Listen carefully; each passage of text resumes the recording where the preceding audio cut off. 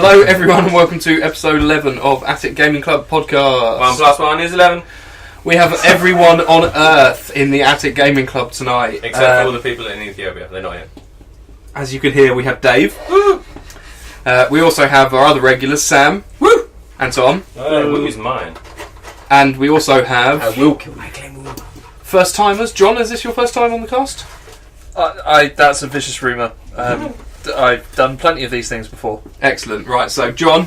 Say hello, John. Hello, John.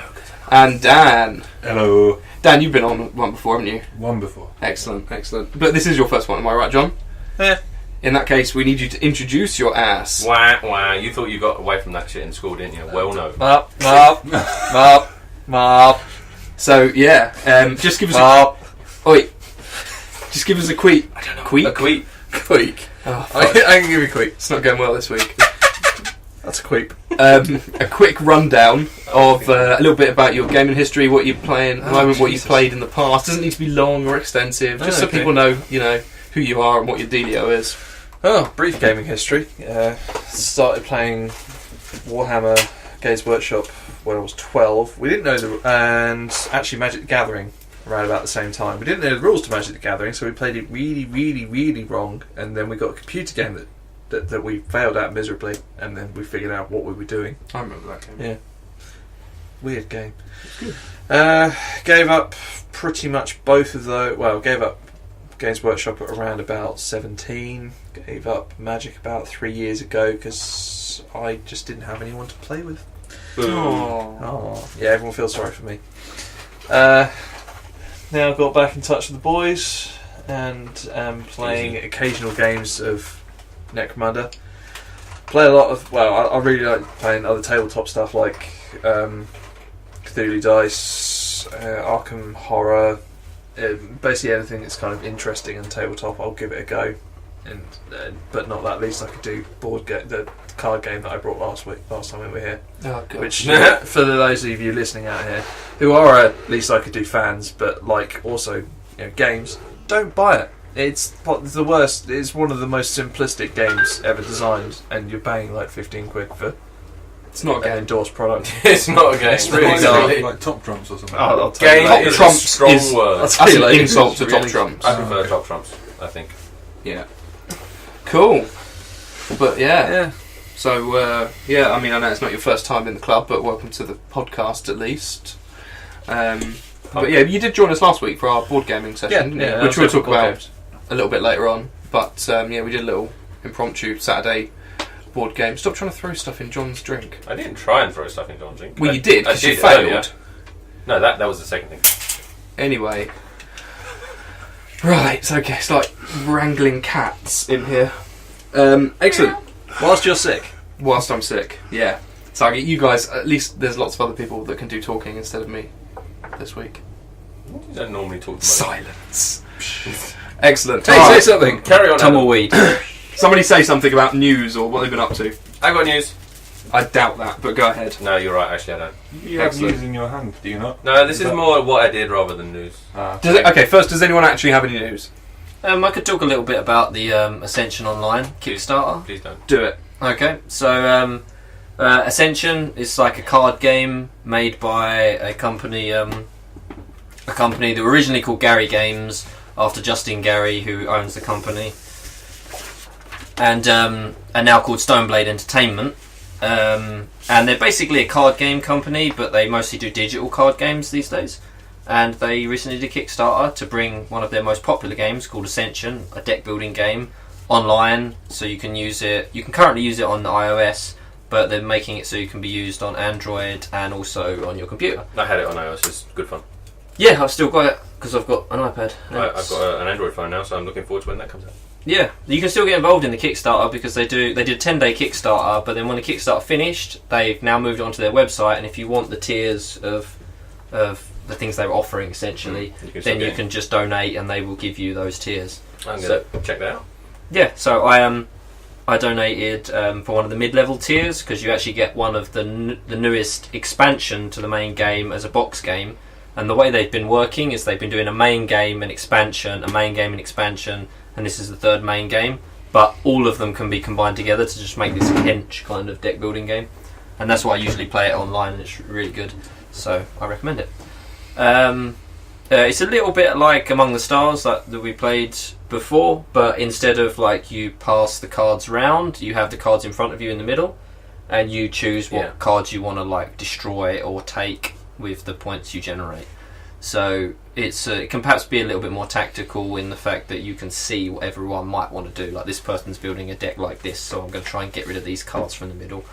Or this is going to really strengthen my deck, so I'll take this before anyone else can get it. It's got your typical drafting mechanics from Dominion as well. So you put a load of stuff into your hand and then you discard it and then you try and get it back out. Like subsequent turns. Yeah, it's quite. I guess it's quite similar. I think it's a little bit more interactive perhaps than Dominion is. So. Anyway, so the Kickstarter is just to bring it online. I donated that, and they're also offering a load of like cool stuff if you donate extra money. I got like a playmat. I don't really like playmats, but this one looked really cool, so I just was like, yeah, whatever. I'll have Use it as a blanket. Yes, because I'm a baby. No arguing. Is there long to go on the Kickstarter? No, the Kickstarter's actually finished because I saw it on the very last day. But as I said, you can donate if you just go to the website, which I think is just ascension.com or something like that. Type it into Google; very easy to find. And have a look at their other games. There's another game they make, or they are producing at the moment, called Soulforge, which is an online trading card game. Also designed by the same guy that did Magic, Richard Garfield, and it looks really cool. And I've also been into that for a while. I haven't really talked about it before on the podcast because I donated to that about a year ago or something, and they're still developing it. So cool. I'd quite like to hear about that, but maybe not right this second. Yeah, I'll send you a link or something. Too late, you just heard about it. I'll send you a link, man. Yeah, I think Brian Kibler. He's part of the team. Yeah. Awesome. Nice. Next. Any other news from anyone? We've had a chance to read Demon's books since last week, I think. Everyone the Demon fantasy book. Yeah. Internet is very unhappy with it. How is the Skull Cannon? Ridiculously broken. Is it good or bad? I'm saying good. It's good. It's like 130 points. So they basically looked at an Iron Blaster and thought, how can we make this better? We'll make it cheaper. We'll give it a ward save. It's like, fuck. And it's actually been very cunningly written. Whoever wrote it is clearly a bit of a cunt. Because what they've done is they've stopped it being nerfed by future cannon rules. Oh, really? Because at the moment, cannons are fire as a cannon, and cannons are defined in the rulebook as being strength 10, d6 wounds. This one specifically says in the army book, does d6 wounds and strength 10. So if down the line in 9th edition someone tries to take cannons down to being, just off the top of my head, strength 8 does 3 wounds, whatever, this one won't be affected by that. So it basically stopped it being nerfed. Sneaky punks. Yeah. Other than that, a lot of it is really, really random, so a lot of people don't like it because people don't like randomness, and they don't like that their army, which used to be ridiculously good, is now just has some downsides. I think it's a better book because before it was too easy to win with, no real skill to play, it was obnoxious to play against. All you did was just push it forwards and win. Now you have to think about it. You have to actually plan your list writing a bit more. You can't just spam one overcosted choice, which used to be bloodletters, and it has some downsides, which I think is good. Yeah, but people who bought the army don't want that from the army. They wanted it to win games. I think they're lucky enough to get another redo on it so soon. I'm glad it was redone because it was bad for the game, really, really bad for the game.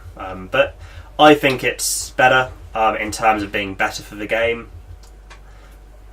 Some people will disagree. Some people think it's still good. Some people think it's now awful. It is what it is, and we'll have to wait until someone finds a way to break it. Probably pretty soon. Yeah. Probably pretty soon, yeah. Knowing the internets. The cookie cutter list will emerge. It will, yeah. It will likely be Plague Bearers, 2 cannons, and then some peripheral chaff. Yeah. Cool. Which would be a good list. I mean, it won't be... It'll be different for a change. It won't be 90 bloodletters, walks forwards and kills the world good. Yeah. That was just one of the most obnoxious things to play against. Just 2.5 hours of sitting across your opponent thinking... you're exhibiting a lot of skill in going out and buying those models. I feel awed by you. So I think it's good for the game. The 1912 kind of tactics of getting your men in a long line and marching them very, very slowly towards the enemy. Yeah, exactly. Bright colours as well. Yeah, Demons think it's still too early to tell. I tend to not write off or overwrite a book until I've seen what it can do. 'Cause I find people are a bit too quick to think, I know the game well enough I can say this is what's going to work and this isn't. To a certain extent that's always going to be true, but I don't think I want to write off too far at the moment. I don't think it's as bad as people think it's going to be, though. Cool. Well, as you say, let's see. But maybe we won't see so much from you, because apparently you're not going to tournaments. No, unfortunately, real life is getting in the way of it, so I've had to drop out of the 2 fantasy tournaments I had planned between now and June. Oh. But if all goes well, my real life commitment should end in early June, which means I'm hoping to get to a team event at the end of June, which would be quite good fun. Cool. Nice. Well, in lieu of any other news, should we move on to what bitches have been up to since last week? Let's move on to what bitches have been up to since next week, and let's introduce the new theme tune for this, because we didn't have a theme tune for the news. That was the news theme tune. The theme tune for this is da-da-da-da-da-da-da-da. Right, so it's the opening bars for the final countdown. No, it wasn't. Dab you in the eye. That's the final countdown. How is that different to what you just sang? Because I can't remember what I just said. Actually, Yeah, let's that's play it pretty back. much the same. Earlier today, Dave has gone out and bought a copy of the Island of Blood, so he's now sat there with ridiculous little red rulers that they still insist on putting him there. At this point, I think we're all quite tempted to go and take one off and force him to eat it. You don't need to force me to. I missed those. Those were the original Necromunda rangefinders. The ones that are not. We've covered this before. They're Yes. bullshit. They're at least an inch out. Dave, It's an 18-inch ruler that's 17 Cut inches down. long. Really? Yeah. Vicious. That's just how does that even happen? And yes, they have indeed had the same thing for the last 20 And they years, still and they haven't haven't fixed it. remilled it. But we've gone over this before. Yep. Okay. But yeah, anyway. I've put some House Riders For together. science. Tom's now Stand trying back. to- trying to- One-handed science. The thing is, it's not straight enough, so I can't really get a good idea. It's well, it looks to be out by less than half an inch, but Wow. considering you're paying money for a measuring device, Yeah. it's not accurate. Seriously, what the fuck? So your pistols, if you're using that one, Yeah. are half an inch shorter range. Yeah. Anyway, so yeah, Dave, what have you been buying? Why have you bought Island of Blood? I bought Island of Blood because I want a rulebook. So apparently, I want the most expensive rulebook you can get. Actually, I don't know. It's probably paid less for this than you can for the hardback. I don't know. Hardback's about £40. Yeah, I paid a bit more than that for this. Yeah, you've got the models which you can Yeah. either keep or sell off to. Well, the ridiculous. models, half of them are going to Sam, and the other half are going to Adam. So there we go. And I'm keeping the rulebook and the stats. That's pretty good of him to give us free models, Sam, I thought. Yeah. There will be money involved. 10p. 5p. We'll discuss this. We'll discuss this later. What I would say is write your name in front of a rulebook immediately and Oh yeah, yeah. Sure. keep as close an eye on it as you can. I have lost so many of those small rulebooks, and some of them have been lost in inverted commas, where I've gone to a tournament, put it into the top of my bag, and then it's not in the top of my bag when I get home. Really? Yeah, people fucking feed them all the time. Hmm. So, Well, yeah, how would your just name practice being in modesty. it have stopped that from happening? because if I lose it, I can go, well, I'm going to look at the ones on the tables around me. Just because what will happen is someone will go, oh, I need to check the rules quickly. They'll pick up your mini rule book, check it, and then drop it down on their table because people are stupid and won't put it back. People are stupid. People are very stupid, it's There you unfortunate. go. Or you could draw your face on the front of the rulebook. Or something else. No, I'm not sure. you need to be able to see it from the tabletop level, Oh, and not with a microscope. burn all over my face. Best apply some cold water to that burn, Dave. Yeah. So what else have you been doing, Dave? I put my House Riders together, and How are the models? they actually, I didn't like them at first when I saw them. They came out and I was a bit underwhelmed. But I think it was probably a case of the paint job didn't do it for me. And after buying them and seeing the moulds and everything, I was actually quite impressed. They go together really nicely. The detail on them is really fine, really good. What ones are those? The Marauders on Slaneshi mounts. Oh, okay. Yeah, they got the long whippy tongues, and the Marauders have the Hell Scourges, which are the whips, so they've got the kind of demonette lance claw things. And the detail's really cool. They look nice, and I'm quite impressed with them overall. So I'm looking forward to getting them on the table and using them. Next up is my Juggerbuggers, as I call them, or what they're actually called, which I've forgotten. Skull Crushers. Ah, right. Yeah. Why are they juggerbuggers? They're Because Dave. on Juggernauts. Ah. Jugger, bugger. Yeah. They pretty much run up to you and bug you with all their spiky bits. So Cool. Buggy. That's how you die. They do buggy you to death.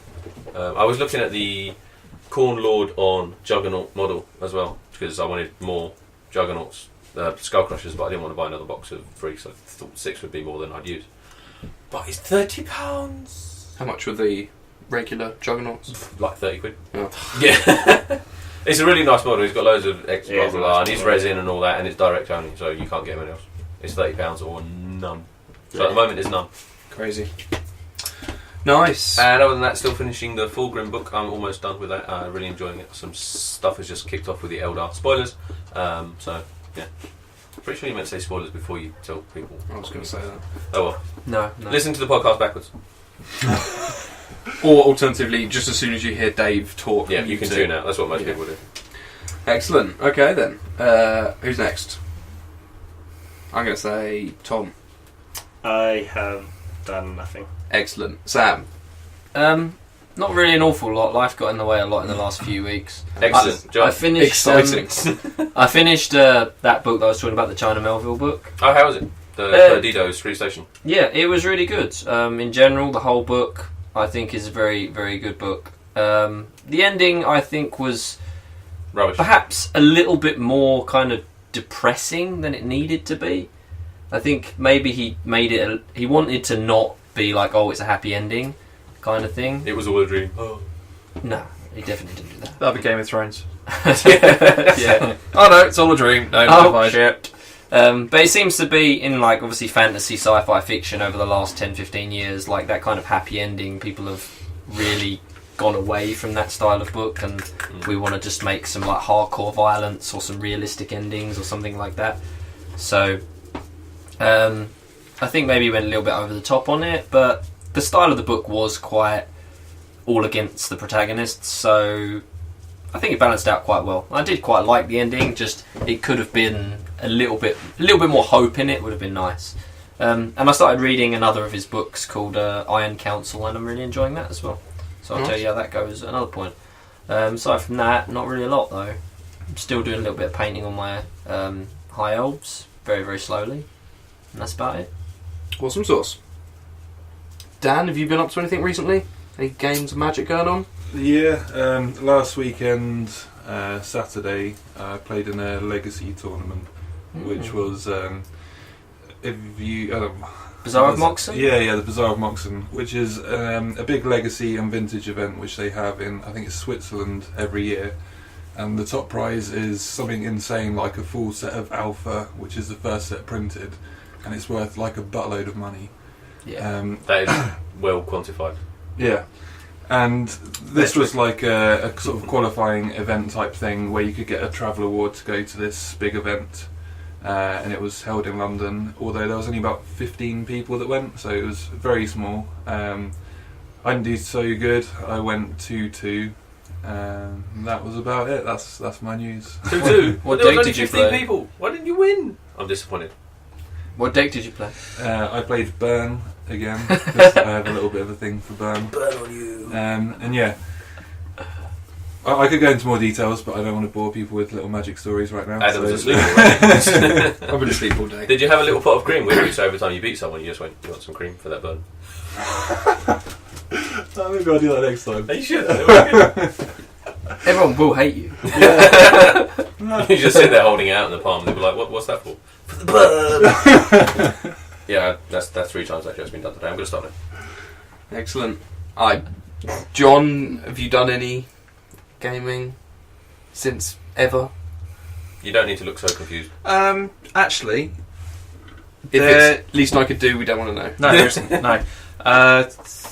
3 games I played recently within the last month that were really good was a game called Suro, which is an interesting tile-based game where you each person has a set of tiles. You're set at the edge of a map, and each person puts the tile down, and you have to follow. Your piece has to follow the trail that is then made.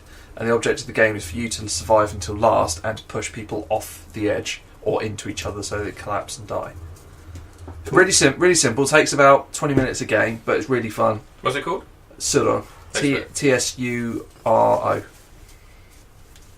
Okay.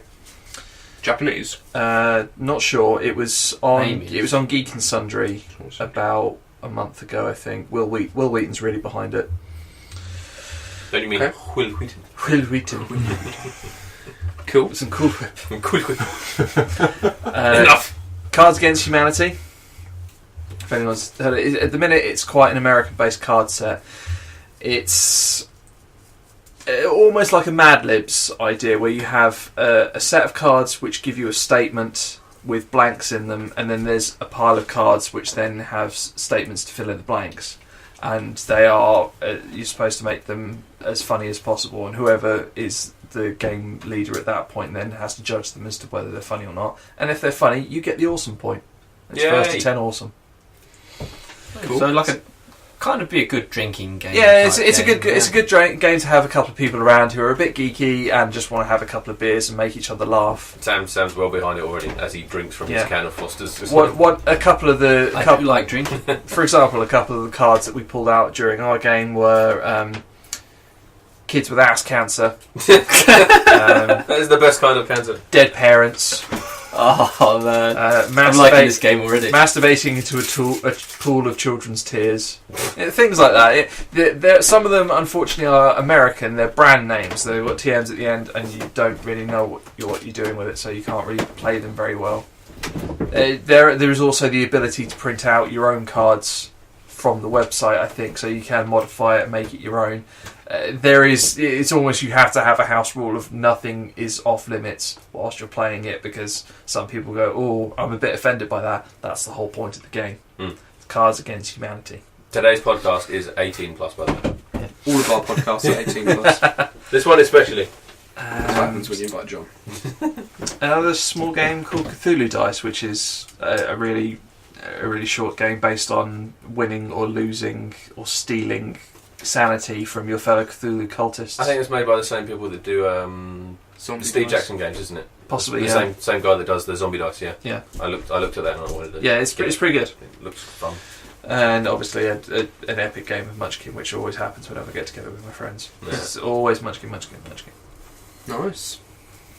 Cool. Well, I guess back to me. Boo. Yeah, I know.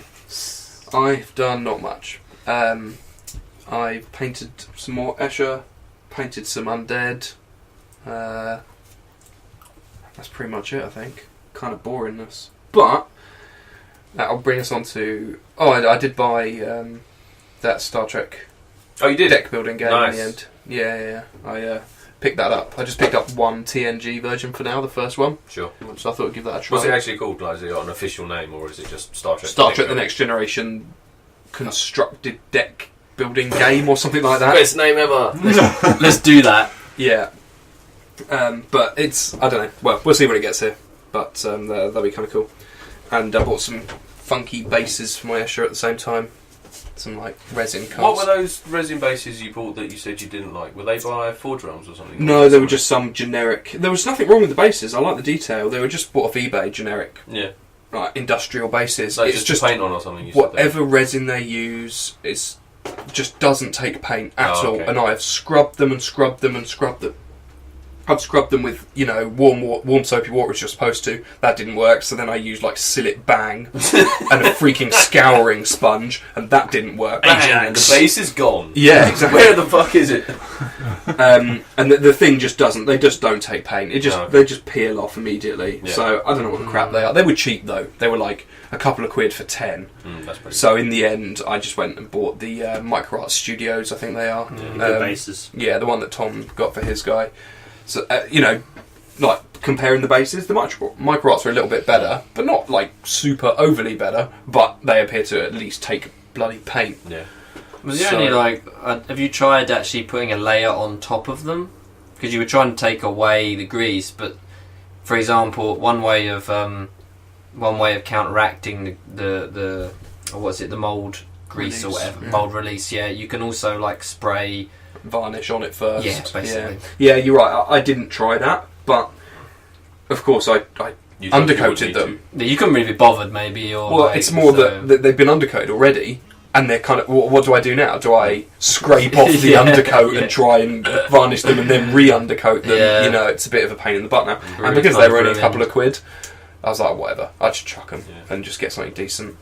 But yeah, that was kind of annoying. But whatever. I was in Darksphere and I was looking at because they've got quite a lot of bases like the Cyborg stuff, and I think Mission Realms maybe, and they've got Forge Realms, whatever they're called, something like that. And it's just nice to be able to actually see them and see the detail and how they look. And I could have spent a lot of money on bases just then and there, but I was in a rush, so I didn't. But I'm going to go back once I've planned out a bit more. I was also in Darksphere earlier this week and went through all of their bases in the hopes that they would have those industrial bases there, so I could just buy them on. They did have some I saw just round Necromunda ones. They were like corrugated iron bases. Yeah, they do a like pack of 10 city fight ones and stuff like that, but they weren't the ones I was after. Oh, fair enough. But yeah, whatever. I bought them on the internet, the interwebs. Tar interwebs. But yeah, so that's pretty much all I've been up to. What about? Well, that's what I was going to move on to. So last Saturday, we didn't record anything, but we did have a monster board gaming session. Woo! Wait, was I there for all of it? Yeah, I was. Yeah, you were. So we played a few games then, and I thought we could quickly touch on them, the ones that were new to people, and see what people thought of them. Yeah, we started off with Spartacus, the game of blood and treachery. Blood and treachery or blood and vengeance. Oh no, that's something like that. Blood and vengeance. Blood and blood and heavily based on the TV bombing series, but they do a bloody good job of it as well. Yeah. What do you think? I thought that game was excellent. Yeah, it was great. It was really good. There was lots of treachery and backstabbing and being friends one turn and actually screwing them over quite badly the next. Really simple rundown of how the game plays. Basically, each person takes a different player from the series, a different noble character, and they each have slightly different abilities, but generally they're more or less the same. And you start off with a number of slaves and a number of gladiators. At the start of the game, start of each turn, you get money for each of your slaves, and you have to pay money for each of your gladiators. So you have to kind of balance that out. Then you get a certain amount of treachery cards, or whatever they're called, or event cards or something. Basically, everyone gets a hand of 5 intrigue cards. Everyone gets a hand of 5, I think it is. Yeah. And then you can play these during your turn. They give you money or let you fuck over people over by poisoning wine, because that happened. Yeah, exactly. Yeah. So people can poison my best gladiator to take him out of the game for 3 feckin' turns. Hey, if you're going to buy Theocles before I can, then I'm going to poison the fuck out of him. Yeah. And then motherfucker. And then then it goes on to like a market phase where random cards will come out that you can buy, and they can be things like gladiators, slaves, weapons. But you bid on them. It's an auction. You bid, and it's a hidden bid. So you see how much money anyone's got at any point in the game. But as soon as it moves on to the market phase, you hide all your money, take a certain amount into your hand, and you use that to bid for that particular card. And then only the highest bidder pays. They take that card, moves on to the next one. There are 4 of those. Then the final phase, and then at the end of that one, you also bid to be the host of the games, the gladiatorial games. And the host in the next phase, the gladiator phase or whatever it is, gets to choose the fighters. So if I'm playing with you, I'll be like, Sam, do you want to take part in the gladiator games? So you can either accept, in which case you pick somebody, a slave or a gladiator, to push into the ring, or you can decline, in which case you lose influence, and influence basically dictates how many cards you can have, and it's the first to 10 influence, so you really don't want to be losing influence. Yeah, they're your VPs, aren't they? So. And if you win the gladiator games, you get +1 influence. So, it's a good thing to be part of it, but sometimes if all your good gladiators are fucking sick... And you automatically get one for being the host as well, so that's why it's good. Yes, yeah, you do, yeah. And then you throw your gladiators in, and then it becomes a hex-based combat game. So each gladiator's got a move value, they can move that many squares. You also roll your move off against people to get initiative. They have attack and defense stats, and it's all to do with counter dice. I was thinking about the initiative thing actually. Good, I think we didn't get as dirty with it as we could, especially when people had 1 more dice than the other. We should have been, or you can roll off, presuming you've got more dice means you win initiative, or that obviously doesn't always happen. You can then, none of us gave the first turn to the other person. Or if you did, it was very rare, because you can go to them, they eventually at some point they've got to move in and try and hit you, and at that point you can then hit them and move out, and then just stay away from them. Obviously it changes because you lose your dice as you get damaged. But I think we could have been a bit nastier with it. Yeah, for such a simple combat mechanic, it actually works really well. Yes, it does. So you have attack and defense as well, and it's just a number between 1 and 5, and that's how many dice you get to roll, and it's opposed rolls against you. So if you've got 3 defense and I've got 4 attack, I roll 4 dice, you roll 3. then we take the highest dice of both. Yeah. Same as Risk, basically. Yeah, if mine is higher than yours, then I score a hit. Then you go to the next dice down. So if mine is higher than yours, then I get a hit. If it's not, then you discount that, and you keep going down. It has to be 3 or above for it to kind of count, so rolls of 1 or 2 are instantly discarded. So even though you might roll, a 5 and a 4, if I've rolled a 6 and a 5, then obviously both of those are hits, because the 6 beats the 5 and the 5 beats the 4. And then for every hit that you suffer, you have to take 1 dice away from your gladiator. So you can choose where they go. So you can take them off defence if you know that you're fighting next in the hopes that you're going to defeat the other guy. You can take it off attack and try and survive a bit longer, or you can take it off your speed if you're not really moving around. Speed turned out to be the worst one to take it off, I think. Yeah. Depending what was happening. Getting the initiative is kind of useful. So I played a couple of fights, I think, when I had quite a high speed, and the moment I dropped even just 1 dice from it, I really felt it in the ring. Yeah. But it's kind of simple, but kind of fun. And yeah, so first you get to wager on the fights as well. Yeah, and you get to bet money on who will win. So you can throw fights. So you could bet on your guy, on the opponent's guy, and just send in a slave and just get him mashed up. But there's still the chance that he will win and still then kill the gladiator. I think on one of mine, I put in someone who was obviously going to lose, but I still bet on my guy to win, I think, or something. Maybe. Because I was going to try my damnedest to do it. Yeah. But good game. Really good, really simple. Only 4 players, which would be the only limiting factor, maybe. Limiting factor, but really good. I'd highly recommend Sparkus if you like treachery games. Yeah. Then what did we play? Polski Schlep. Polski Schlep, yeah. So this is the game. Polish. I don't actually know what it's called, but it's Polish shopping or something like that. Yeah, it's a queuing. It's a game about queuing in The queue ride. 1940s or 1950s. 1980s communist Poland. Was it 1980s? Yeah, Okay, yeah. communist Poland. Or 60s, something like that. Essentially, yeah. And basically, you just have a set number of guys, and you have to queue up outside of shops. But you don't know which shops are going to get delivered any merchandise. You've got a shopping list, that's your objective, right? Yeah, so you have a want shopping luxury list. goods or food or clothes or stuff. You really liked it, didn't you, Tom? Yeah, I did really like it. I thought it was really good fun. And You'd have thought that the English would have been great and all over a queuing game. yeah. Well, the thing is, though, nothing would happen in that because they'd all just sit there and wait. Whereas in the Polish one, you get all kinds of shit happening. Yeah, you pull out these. Everyone has the same hand of cards, but they come out randomly, and they will do things like swap positions in queues, or swap which shops are open, or which shops have been given deliveries this turn. And it's only the first person in the queue that gets to take anything, and then if there's anything left, then the second person gets it, and it keeps going round until you do everything. It sounds really dull, but it's really good fun. Rick was so close to winning, and the last week we played, I think, Oh, for until I pointed 6 or out. 7 days, everyone just played the close for stock taking on the shop that he needed to get his last 2 items. So Basically, he was winning, and he put all of his guys in one queue that was waiting for that shop to get the items in, and it had items in, and he only needed to get 2 of them, and he had like 4 guys in the queue. So we just closed it every day, closed for stock taking, closed, and every time it went round, we just closed it off, and then in the end Dave won because he was just shut out of the store. But it only worked because all of us ganged up on him. Yeah, because he was guaranteed to win, whereas the other way, everyone else had a chance. Yeah. I was second. I won Sparkus as well. You won everything on Saturday. Yeah. It was really disheartening. So after the Polish shopping game, what did we play? Arabian Nights. Arabian No, Nights. there was something else Yeah, before. no, we played Arabian Nights. Was Arabian Nights then we next? played that. So we played Super Dungeon Explore. No, that was next. Well, that was day. next. Then we game. played the sci-fi deck building. Core That was Worlds. it. Core Worlds. Yeah, So, I, yeah. I left at that point because I Yeah. wanted to go home. Arabian Arabian Nights. Nights didn't do it for me. I loved that. No, I just it seemed like Not objective enough, I think. no. My character, I decided early on. 'Cause you all said it doesn't matter what you do. It's just completely random. I thought, okay, I'll just attack everything. And I think there was only one or 2 instances from there must be a dozen encounters where attacking didn't end badly for me. Yeah. Every other time, it's no, doesn't matter. You can't fight. Yeah. Essentially, the game is the old fighting fantasy books as a board game. So the old books where you'd be like, you've found an ogre. If you want to talk to the ogre, turn to page 86. If you want to fight the ogre, turn to page 75. And that kind of style. But A as lot more board game. comprehensive choices wise.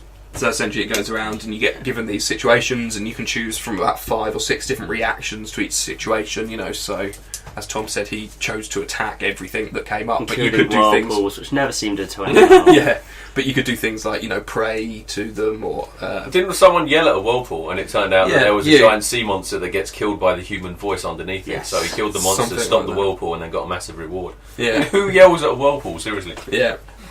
It wasn't the game for me. I think I would have quite enjoyed to actually just read through the book. It's a massive book. There's a good 2,500 possible situations. Yeah. That was part of the thing I didn't like about it. Is it's just too much cross-referencing. I felt it led to too much downtime where you're sitting around and you just have.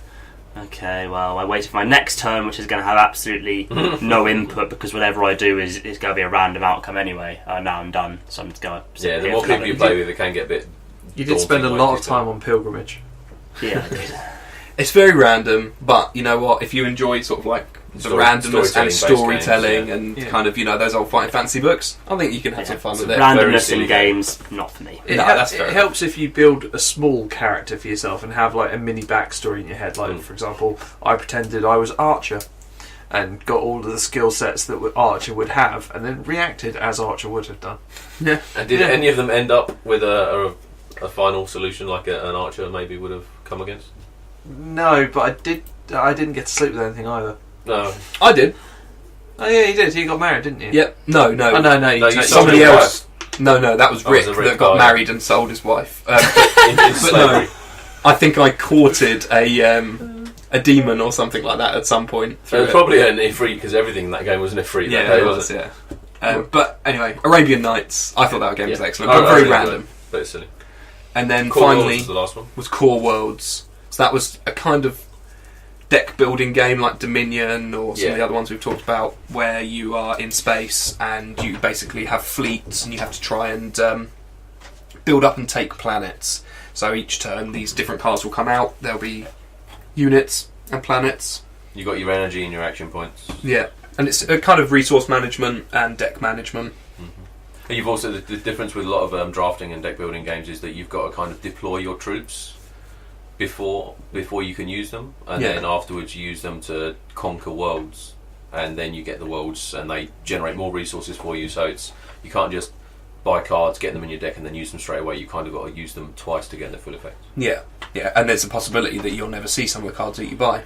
There were cards that I bought later on in the game that just never came out because at the end everything gets shuffled back in and you're redrawing. You can choose. Well, that's the same with a lot of... Yeah, it is, it's fine. So yeah. At the end of the game, you just want to buy the most kind of resource efficient cards or whatever. Like, this is worth the most in my victory points or whatever. So.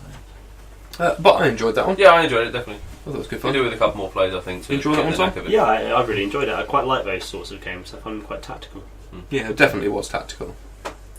I let the scoring get away from me. It's like with a lot of things, the first time I play it, I'm more sort of involved in trying to get cards out, and rather than think of how am I going to win this in the long term. Yeah, quite often you had a massive force of people sitting in front of your player area. Yeah. It was just like, oh shit, he's going to win the game by just not letting anyone else conquer anything. But you also kept taking over all the planets with lots of resources and no VPs earlier, which set you back a bit. Yeah, I got a bit carried away with that. Yeah. That's cool fun, I enjoyed it. It was good. And then the final game that we played the next day was we finally gave Super Dungeon Explorer a try. Yeah. There was only 3 of us at that point though, so we literally played the unofficial mini version. Yeah, the 8-bit, 2 characters and one the console player. But how many players do you normally need to play that? It can be up to 6. I think it's meant to be you do 3 or 5, right? Or 4 or 6 people. So you have 3 heroes and a console, or 5 heroes and a console, right? And they are the 8 or 16-bit versions of the game. Yeah. Cool.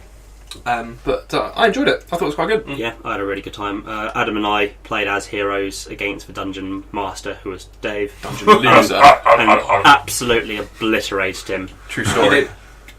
To be fair, I had half the number of monsters I should have, because I didn't realise until I only had 1 spawning point left that I should have been getting double whose the amount fault of is that, resources. Dave? Yours for not reading the rules and telling me. You have a rule book in front of you. I think it was only 1 turn. It really wasn't. The rules have been not lauded for their clear and concise layout online.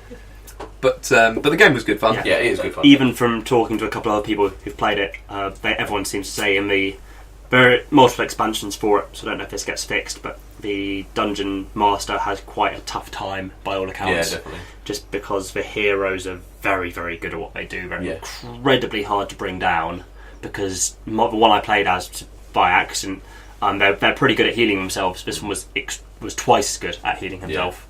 Yeah. That was the idea I got. If you take the Paladin, basically the heroes are going to win, and also if the one of the monsters you can get as a boss is called the Rock Dude or something, and he has a rock form that gives him crazy defense. And unless you take the rogue or one of the mages as a damage dealing, you're not going to beat his defense. Okay. At that point, it becomes a stalemate because he doesn't need to attack you. You've got to attack him to win. So you just sit back and do nothing. So Yeah. but apart from those two situations, it's quite fun. Nice. But yeah, I thought that was really good fun. I like that each hero has a very distinct personality and gameplay style. Yeah. I look forward to trying out the other ones and seeing how they work together, and giving the console a bang as well, trying it from that point of view. But Bang your console. oh, hey. But yeah, I thought that was really good. So yeah. I think we all really enjoyed it. Woo! Cool. It was good fun. We will play again. Yay. Nice. Well, yeah, that was last week. So What about this week? buzz. We haven't says done anything John's yet phone. this week. This What week we we're gonna going to move on to our new main Necromunda segment. I'm going to steer us in this direction because I want to talk about it, because we don't talk about enough Necromunda on this podcast, which is initially meant to be about Necromunda. I'm pretty sure. What? Apart from the last 2 weeks, we spent almost every week talking about Necromunda. But hey, let's get more in. Stop attacking me with your logic ones. So today, Adam and Dave and John and Sam and myself, and I made, not Dave. Dave wasn't here. Ignore Dave. They didn't invite We me. started up our new Necromunda campaign. We have a few house rules, which I don't think we've talked about in the past. Some of them we have. Some of them we might have done. So, brief overview of the house rules, which are going to matter. Some of them, I think most of them came up today, which is probably a good sign, and they all seem to work for the better.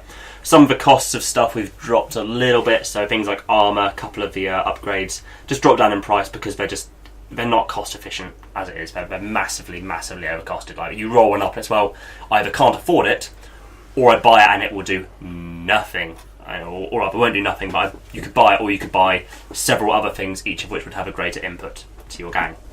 So those have gone down in cost. We've tweaked a couple of rules. The main one, which I found made me think today more, is the charging mechanic, where if you can't see someone, you can't charge them. What we've changed that to is if someone is inside your initiative range in inches, you can charge them anyway, regardless of where they are. So it stops you running up to someone, shooting them, missing, and then having them walk around behind you, and you're then like, well, crap, I can't do anything to you. Yeah. Or rather, not the shooting person, it stops your combat person running half an inch too far forward and having someone run past and get out of their arc of sight. So we've put that in, and I thought it was good for the most part. It meant there was less sort of, my facing is slightly off, so I'm scuppered, and it was also more of a, I have to think, I can't just run around and try and hide around this corner because he'll hear me and he'll come around and stab me in the face. So that was good. I think all the rules we've been over, we all agree they're fairly good ones to go with, and we all played some games today. We did. We all started up a brand new gang. We did. I'm going with my Deluxe again because they're the only gang that I have, and the only gang I have fully painted. So I want to keep using those put in products. that card.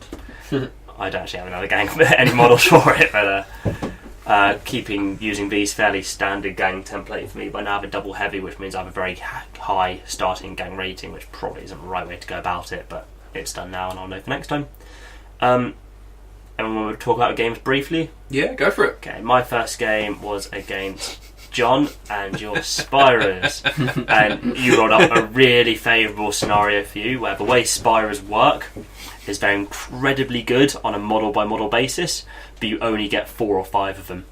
And this is a scenario where we each only started with 4 or 5 people. So John got his entire gang of kick-ass, amazing, awesome people, and I've got 4 people. Well, this isn't going to go very well, but whatever. It's my first game, so nobody can die, nobody can get seriously injured. And I was thinking, well, what I'll do is I'll just try and jump out, mob a couple of people, and then just run like fuck. Because that was a scenario I could get more people coming on.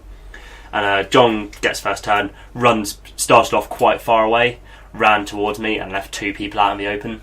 So I managed to jump out, wound both of them, and John promptly failed his bottle roll at the start of his second turn and ran off. Wow. So that was an extremely quick game. We've done in about 15-20 minutes. Pretty short. So that was pretty good for me. I sort of went everything went better than expected. Did you fail it by double sixes or just no. I failed it by an amount, somewhere around 11. Oh well, that's pretty much Against I was going to say leadership. all of a sudden those leadership increases aren't looking so bad on the skill tables. But I think you got one, didn't you? Yeah, One of your first people was injured and then rolled up leadership, Horrible which is scars. pretty useful. Yeah. So that was both. I played another game versus Adam. This was another relatively quick game. Adam's been complaining about being ill because he's a woman. So I decided, well, rather than use my better gang against him, because I've got a much higher gang rating because I went for more people and more equipment, whereas Adam kept a bit of a bank, rather than play the gang rating so I can bring the full force of my gang to bear, I'll try and play something quickly, because again, it's the second game, so nobody can die, serious injuries, whatever, but we rolled up the I picked the hit and run scenario, and then we rolled up warm-up to try and get people across the board. So I thought, I'll send in my leader and 4 of my Juves, all 4 of my Juves, because if I win, all of my Juves are going to get 2 skill increases straight off the bat. So it was a bit of a risk. Went for it, and it didn't quite pay off. Adam managed to just drag me down. Heavy plasma cannon! Heavy Yay! plasma cannon to the face. you got to use it. Took my Juve out, who was the objective was I have to get from my side of the board off the other side.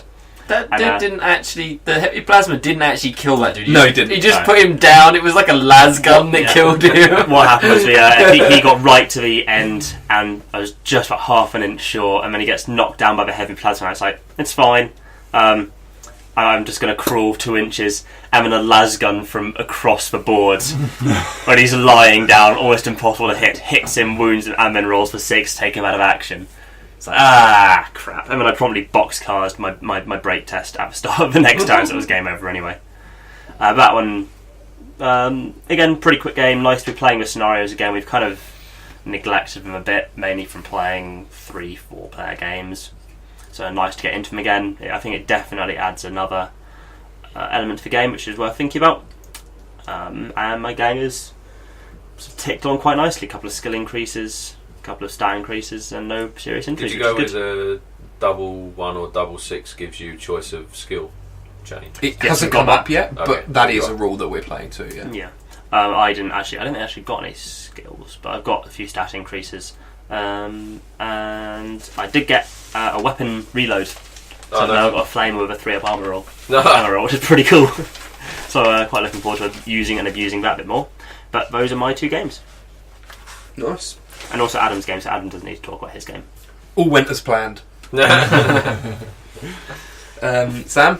Yeah, we had. I had one game against John, and in between those 2 games, and I was playing my Scavies against his Spirers. I would just like to point out there is a note next to Sam's I wrote that gang. myself. By the way. Did you? Yeah, It but you can says say it anyway. all kinds of dirty scumbags. So I'm guessing you had a pretty good day. I actually wrote that before we played, but okay. I had 13 gang members plus obviously my leader's thing, and I had enough money in the bank to buy another 3 if I wanted Wow. to. So And John has 5. yeah, so I always had the numerical advantage there. Which you pushed. Well, I made my gang into 2 groups. It was just a straight up gang fight, wasn't it? And I just pushed forward and kind of swarmed. But to be honest, it wasn't really me that kind of won the game. It was more your guy fell off and died. I lost 1 Spire to falling off of an edge. I mean, I did shoot him for that situation to happen. But you did only pin him. You didn't even wound him. No. He So fell the off. elite Underhive warrior who has spent his years training for this trips over and dies. Yeah, someone he shoot fell him off. on He the fell ear. off an edge, and then he wounded himself, and I rolled the 6 to take him out of action. Then one of Sam's ghouls came up close to me. I clobbered him with The my first one, my, yeah. my Horus got in close and ripped into pieces, and followed up with the second guy, who then proceeded to rip him a new one quite severely and took him out. That's the ghoul that ripped your Aurus Yeah. new one. Yeah, Yep. yeah. It looked like there was some fairly epic fluffing of dice rolls. Yeah, the dice did not like me that day, and then I got grunt rushed by another member, so I lost 3 members in 1 round. And surprisingly, I voluntarily bottled at the beginning of my next turn. Well, it wasn't looking good, was it? I had enough members close enough to your 4th man, to like bum rush him, and the other guy was in the tower, so I probably didn't even need to do anything to him. Your scabies like bums, don't they? They do, yeah, they do. And rushing them. Oh, they are Rush. they are anal rapists. Way to earn our explicit iTunes tag. Oh, good. I'm glad. Anyway, but that's basically what I built the game to do, just to be a combat gang. I've only got 2 guys with long range weapons. 3, sorry, because the Scaly also has. Is one of them shaped like a giant spear? It is. Yeah. One of them is a gun that fires spears, so it is in fact a gun. Anyway, so yeah, they were good. It was a good game I had there, and it was good watching the other games as well. Cool beans. So yeah, so that was our games today. So now we're going to move on and actually play something else. What are we going to play, Dave? Super Dungeon Explorer. Ba ba ba ba. There we go. This is why we can't have nice things. Why we can't have nice things? So we're going to give Super Dungeon Explorer 6-player a try. So that'd be 5 heroes plus the console. Basically, 5 heroes plus the guy who's going to get utterly molested. Dave, do you want to be the molester? Molestee? Yes, I like being just, touched. Just because Touch me with your warriors. you've played it before. From that side, No, do you that's mind? fine. Is that I cool? was expecting to, so that's cool. Sweet. These Okay. pictures? Well, we Yeah, can know mix it your up again place. next time. Awesome. But yeah, okay, cool. So we're going to play some Super Dungeon Explore. Then we will come back and let you guys Brilliant. let you guys know how it went. So yeah, you guys enjoy this song and the sound of Tom smacking his head on the. Who's got the fucking ceiling above me? That's a stupid place to have What it. if there are girls as Yeah. well as guys? You said guys, that's like racist. One, there are very few people that even listen to this podcast, and the likelihood of there being any women in that very few is Fucking table. is Ow. very few. You need to stop hitting yourself on the room. I keep Seriously. banging appendages on furniture and it hurts. 2, women are not a race. Yes, they are. Next you'll be saying the Jews aren't a race. That's just... Okay, steering this conversation onto non-us getting firebombed Okay. topics. So we're going to play Super Dungeon Explore. Enjoy this song. We'll come back soon. Bye. Got that cool.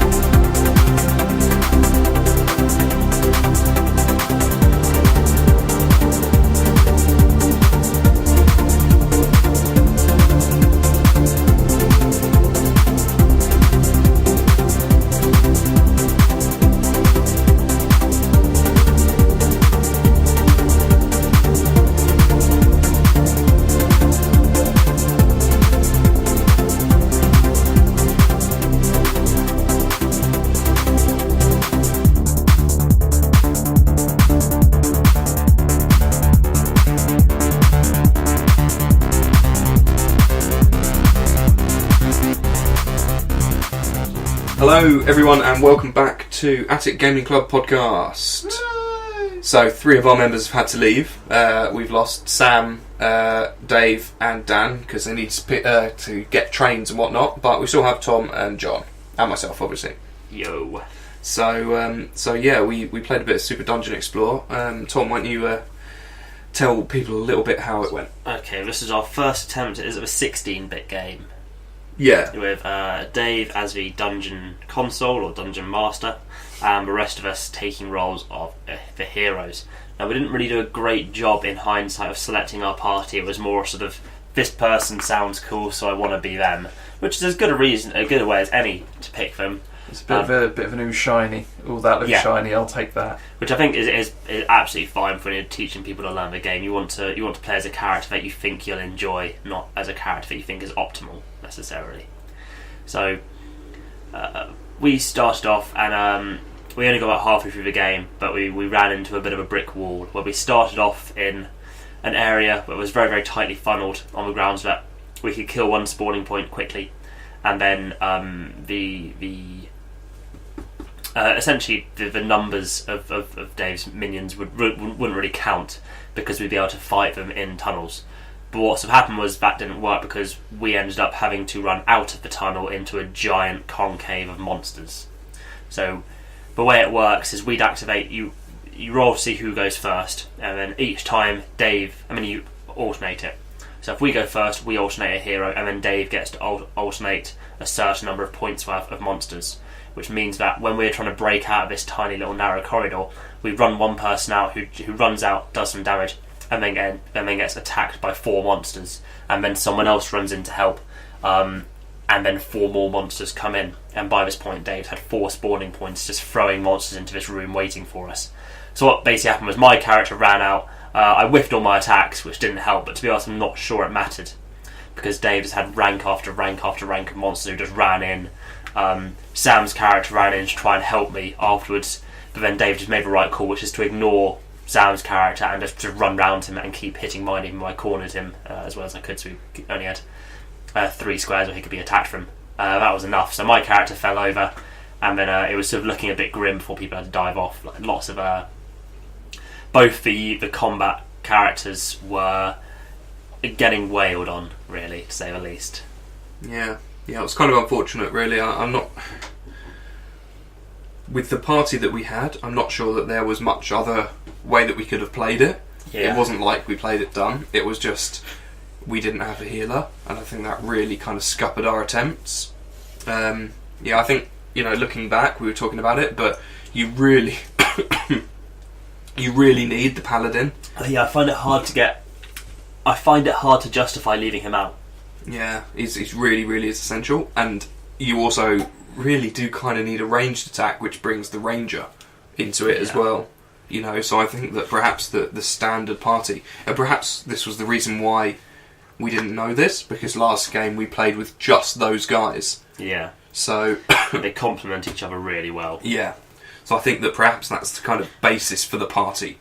Pick those 2, then pick a couple of others. I also badly misjudged the Claw Tribe Barbarian, who attacks exactly where Thor does. What the Barbarian has this ability where it takes all 3 of her action points, but instead of doing her normal, she gets 4 attacks because if she doesn't do this ability, she gets to make one for free.